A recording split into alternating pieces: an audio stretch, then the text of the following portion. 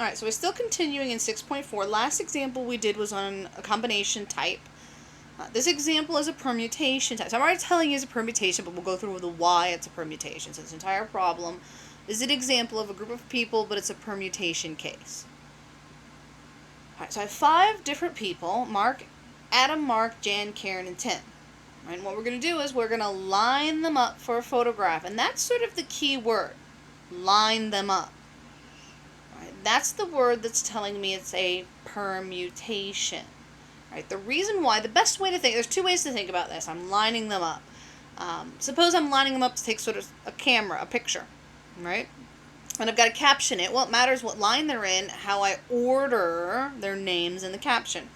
Or another way, suppose they're lining up at a grocery store, right? Well, the first person gets to go first, right? So it matters that they're first in the lineup versus the 5th person who's going to go last, right? So it matters to them. They'd rather be first than last.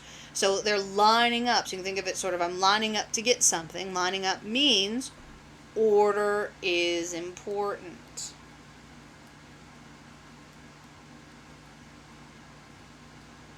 Right? It matters if you're first, second, third, fourth, or fifth. Right? And there are no repeats. Right? If you're in a line at a grocery store, you can't be in the first spot and the 5th spot, right?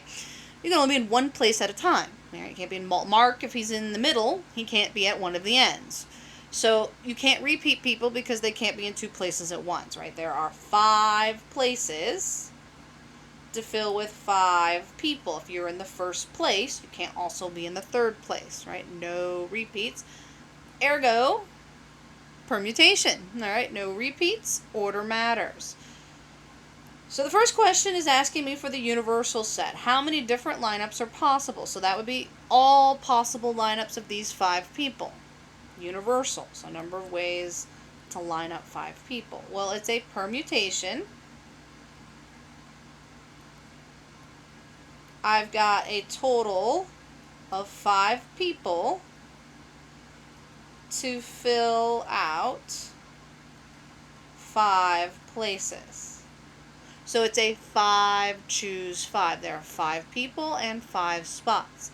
So it's a permutation, 5 choose 5. So in your calculator, you type 5 in, pick the permutations formula, 5 choose 5, which if you do that, it comes out to 120 on the calculator. Now remember, unlike combinations, you have to use the combinations formula. Technically, permutations, you don't necessarily have to use the permutations formula on the calculator. So I am going to walk you through there. There's the alternative to what we did. This would be like the sequence problems we did in 6.3. Right, I could just write my lineup. 2, 3, 4, 5. 5 spots, right? First spot, second spot, third spot, fourth spot, fifth spot. And every time I fill in a spot, I've got one less person, right? So for the first spot, I would have had 5 people to choose from. Once I pick one of the 5, the next spot I only have 4, then 3, then 2, and the last spot, there's just the last person who's remaining to fill in that last spot. If you multiply 5, 4, 3, 2, 1 all together, it comes out 120. And so the universal set is that there are 120 different lineups with 5 people. So I have 5 people, there's 120 different ways to line them up. Alright, that's the big set. After that, the rest of this problem is just going to be looking at subsets of that. So they all should come out less than 120. Alright, the first subset is how many different lineups are possible if Mark must be in the middle. Alright, so that's where I have to start. Whenever you're doing counting, probability, and statistics, always start with what you're asked to do. I am asked to pick Mark and place him in the middle. And so in my lineup of 5, Mark's got to go there, right? We're going to pick him and place him in the middle. Right, so that's the first thing. So there's going to be sort of 2 parts to this. What I have to do and then what's left over to be done. Right, so once I pick Mark and place him in the middle, well, then I've got 4 spots left over in my lineup to fill up with all of my other people. And there are 4 other people after I've picked Mark, right? There's Adam, Jan, Kim, Karen, and Tim. Alright, so there's sort of 2 parts to this. There's the first part is what I'm looking for. I have to pick Mark and place Mark in the middle. All right, how many ways are there to do that? And after I figure out how many ways there are to pick, mark, and place them in the middle, and then I've got to finish it out. I've got to pick the 4 others, others meaning other than mark, and fill out the 4 places that remain. This is where the permutation comes in. Alright, this is the permutation part. Alright, because I've got 4 people to fill in 4 spots, and it doesn't matter, again, it does matter what order I place them in. It changes things. Alright, so that's the permute. The first part's not, though. The first part is I have to pick, mark, and place them. Well, how many marks are there? There's 1. How many places can he go in? 1. And so there's only one way to pick, mark, and place him in the middle. Alright, now I've done that. I've picked him. I've put him in the middle position. What's left over is the 4 people to fill out the 4 remaining spots. And that's the permutation. So I multiply. Permutation, 4 people to fill in 4 spots. So permutation 4, choose 4. If you fill out permutation 4, choose 4 in the calculator, it does come out to 24. Alright, so there are 24. Alternative to that, you could do 1, and then the 4 remaining spots, you could answer like we did in 6.3. There were 4 people for the first spot, 3 for the second spot, 2 for the third, and then 1 for the last spot. If you multiply 4, 3, 2, 1 together, it comes out 24 lineups with mark in the middle. Alright, so there are 24 ways. 24 out of my total 120. Remember, there's a total of 120. Out of the 120 total ways to line these people up, 24 of them have mark in the middle. Alright, next example, next subset. Alright, how many of those 120 lineups are possible if Karen must not go on an end? Alright, so I've got to pick Karen, but she doesn't want to be placed on the end of the lineup, so she can't be first or last, right? Those would be your ends. So if I have my 5 spots, she can't be here and she can't be there, which means she could be any one of these 3 positions, right? I could put her in the middle, or I could put her in one of these 2 spots that are next to an end, right? So there are 3 places that Karen, so this is a little different than the last example. Now, the setup is very similar. I've got to start with, so there's 2 parts to this. What I want, and then what's left over to figure out. All right, well, what I want is I want to pick Karen and place her not on an end. All right, how many ways are there to do that? That's the first part of the question. How many ways are there to pick Karen and place her in the lineup, but not on an end? And then the second part of this is identical to the last question. All right, I've picked Karen, I've placed her in one of those 3 spots that are not in an end. I still had 4 people left to fill in the 4 remaining positions around Karen. All right, so I still have to pick the 4 others to fill out the 4 places left. Right after I've picked Karen and placed her. Alright, which actually that's identical to what we did here. The difference is how many ways Karen and Mark are picked are different, because Mark was in 1 spot. Karen can go in 3 spots. Alright, that's the difference between these 2 B and C examples. Alright, so the first one, well, I'm picking Karen. There's still only 1 Karen. There's only 1 way to pick her. However, there's more than 1 place I can put Karen. I could put her in 3 different positions in my lineup. And so there are 3 ways to not only pick Karen, but place her in a lineup not on an end. There's these 3 spots that do not show up on an end.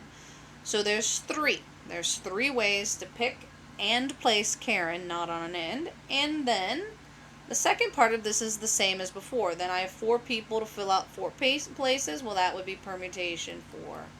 Choose 4, just like the last example. Which, remember, permutation 4, choose 4 is 24. So it would be 3 times 24. Which means there are 72 lineups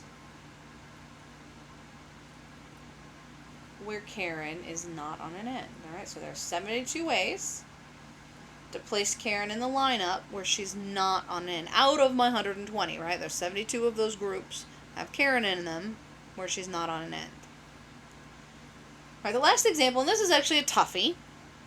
Now, it's a toughie for one reason, and we'll get into it when we set it up. All right, I want to figure out how many different lineups are possible out of 120. How many different lineups are possible if Jan must be next to Tim? So suppose Jan and Tim are a couple, and they want to be next to each other in the lineup. Alright, so I've placed Jan next to Tim. So the tough part about this one's the first part. How many ways are there to put Jan and Tim next to each other in my lineup? And then fill out the remaining people with whatever's left over. Right, so the first part, I've got to pick Jan and Tim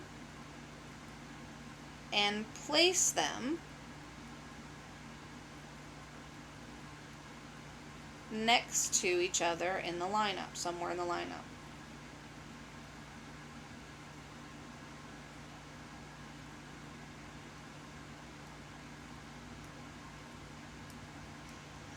That's the hard part. How many ways, that's what I have to figure out. Like Karen, there were 3 ways to put her not on N. Well, I've got to figure out how many ways are there to put Jan and Tim side by side in my lineup. And then the second part of this is, well, once I've figured out putting Jan next to Tim in my lineup, well, how many people are left over? Well, I've already picked 2, right? I picked Jan and I picked Tim, which means there are 3 others to fill in the 3 remaining spots where Jan and Tim are not located. All right, so there are 3 others to fill out the 3 places left that are not filled by Jan and Tim. All right, which this is my permutation. This would be permutation 3, choose 3. All right, and that's the easy part. Right? Permutation 3 people to fill in 3 spots. The first part is tougher. All right, there's really not an easy way to do this other than list all the possible ways. All right, so I'm just going to list all the lineups with Jan next to Tim. Alright, to figure out how many ways we can do this. Alright, so instead of writing out the name Jan and Tim, I'm going to use J for Jan and T for Tim. Alright, well, I can place Jan next to Tim in the first 2 positions, and then there are 3 positions left over outside after that. Or I can basically, I'm going to move them down a line. I can put 1 person in front, then Jan next to Tim, and then there'd be 2 spots after Jan and Tim. Right, because there are 3 other people.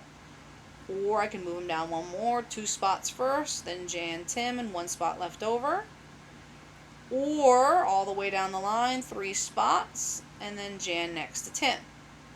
All right, and if you look at that, there are 4 groups I've got listed here. And a lot of times students can get that. Right? But the answer actually is not 4, because nowhere in the question did it say how I had to put Jan next to Tim. All it says is they've got to be next to each other. And so I could actually flip those around and I get 4 more groups, right? I could have Tim, then Jan. So basically it's going to be the same thing that I've got listed there. I'm just going to flip J and T, because remember, order matters. JT is different than TJ. Right, if they were thinking order in line, Jan would be first in line, Tim would be second, which would be different if Tim was first and Jan was second. So I could also flip that around and do Tim, then Jan, and then the groups are basically the same. I've just flipped my T and my J. And so I get 4 more outcomes, and that's what makes this one a little tricky, is students don't recognize that there's that second set where if I flip Jim and Tim and Jan, it's different than Jan and Tim, which means there are 8 ways to put Tim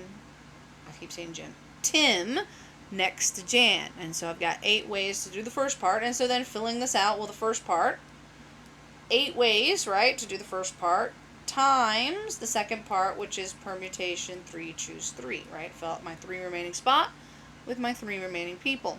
So it'd be 8 times whatever 3 choose 3 is, and you can type that in the calculator. That should come out 6. There are 6 ways to put 3 people in 3 spots, so it'd be 8 times 6, right?